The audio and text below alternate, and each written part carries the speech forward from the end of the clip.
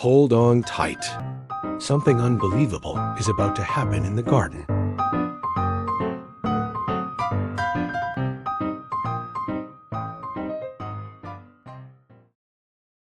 Chapter 5. The next moment, James was running back towards the house as fast as he could go. He would do it all in the kitchen, he told himself, if only he could get in there without Aunt Sponge and Aunt Spiker seeing him. He was terribly excited. He flew through the long grass and the stinging-nettles, not caring whether he got stung or not, on his bare knees, and in the distance, he could see Aunt Sponge and Aunt Spiker sitting in their chairs with their backs towards him.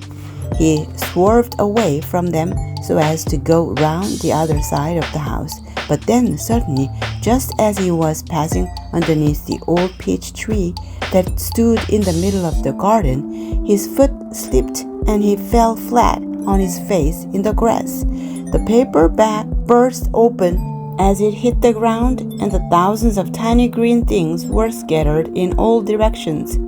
James immediately picked himself up onto his hands and knees and started searching around for his precious treasures. But what was this? They were all sinking into the soil. He could actually see them wriggling and twisting as they burrowed their way downward into the hard earth. And at once, he reached out a hand to pick some of them up before it was too late, but they disappeared right under his fingers. He went after some others, and the same thing happened. He began scrabbling around frantically in an effort to catch hold of those that were left, but they were too quick for him. Each time the tips of his fingers were just about to touch them, they vanished into the earth, and soon, in the space of only a few seconds, every single one of them had gone. James felt like crying. He would never get them back now. They were lost, lost, lost forever. But where had they gone to? And why in the world had they been so eager to push down into the earth like that? What were they after? There was nothing down there, nothing except the roots of the old peach tree, and a whole lot of earthworms and centipedes and insects living in the soil. But what was it that the old man had said? Whoever they meet first, be it bug, insect, animal, or tree, that'll be the one who gets the full power of their magic. Good heavens, thought James. What is going to happen in that case if they do meet an earthworm, or a centipede, or a spider? And what if they do go into the roots of the peach tree? Get up at once, you lazy little beast! A voice was suddenly shouting in James's ear. James glanced up and saw Aunt Spiker standing over him, grim and tall and bony, glaring at him through her steel-rimmed spectacles. Get back over there immediately and finish chopping up those logs, she ordered. Aunt Spongy, fat and pulpy as a jellyfish, came waddling up behind her sister to see what was going on. Why don't we just lower the boy down the well in a bucket and leave him there for the night, she suggested. That ought to touch him not to lazy around like this the whole day long. That's a very good whiz, my dear Sponge. But let's make him finish chopping up the wood first. Be off with you at once, you hideous brat, and do some work. Slowly, sadly, poor James got up off the ground and went back to the woodpile. Oh, if only he hadn't slipped and fallen and dropped that precious bag. All hope of a happier life had gone completely now. Today and tomorrow and the next day and all the other days as well would be nothing but punishment and pain, unhappiness and despair. He picked up the chopper and was just about to start chopping away again when he heard a shout behind him that made him stop and turn. Chapter 6. Sponge! Sponge! Come here at once and look at this.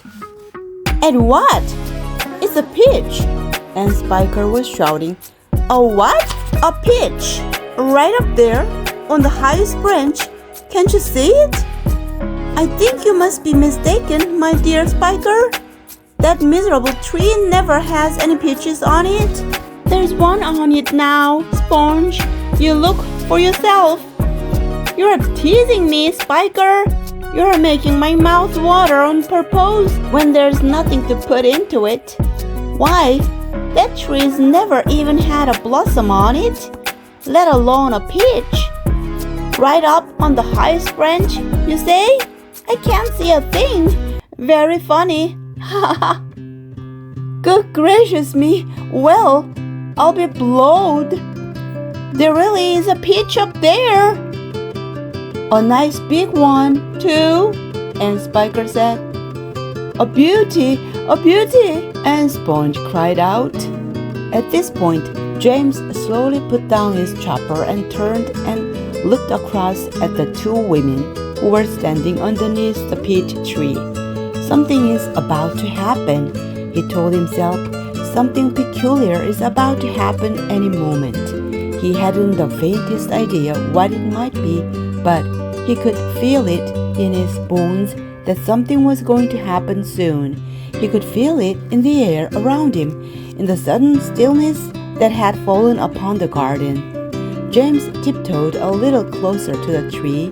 The ants were not talking now. They were just standing there staring at the peach.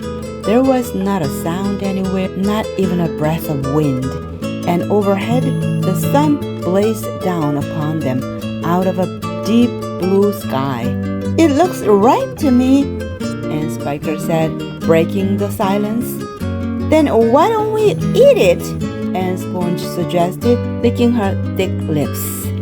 We can have half each.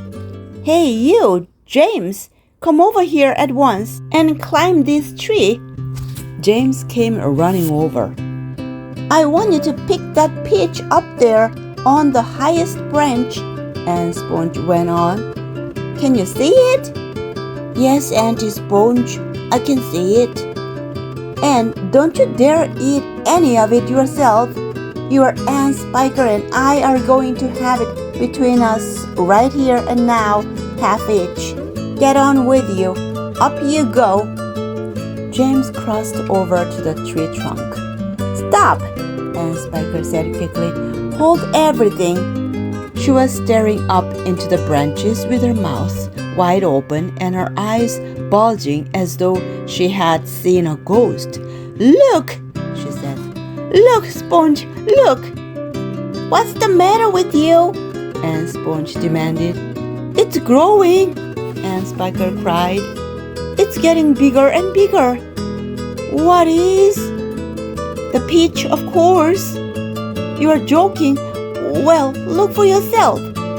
But my dear Spiker, that's perfectly ridiculous. That's impossible. That's...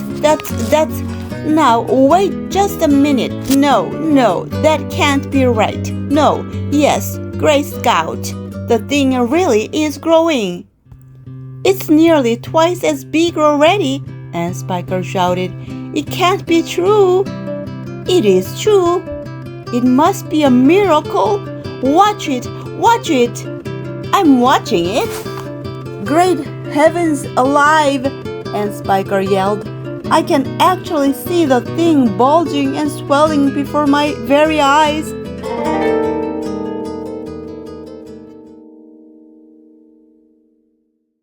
Fill in the blanks for the summary.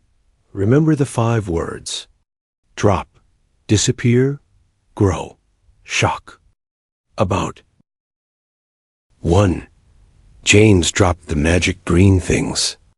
2. They disappeared into the ground. 3. A peach started to grow on the tree. 4. His aunts were shocked by the big fruit.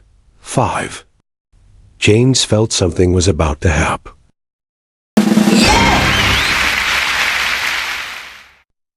Sometimes, even the smallest thing can change everything. Don't miss the next chapters. Great job, everyone! Thanks for watching. See you next time.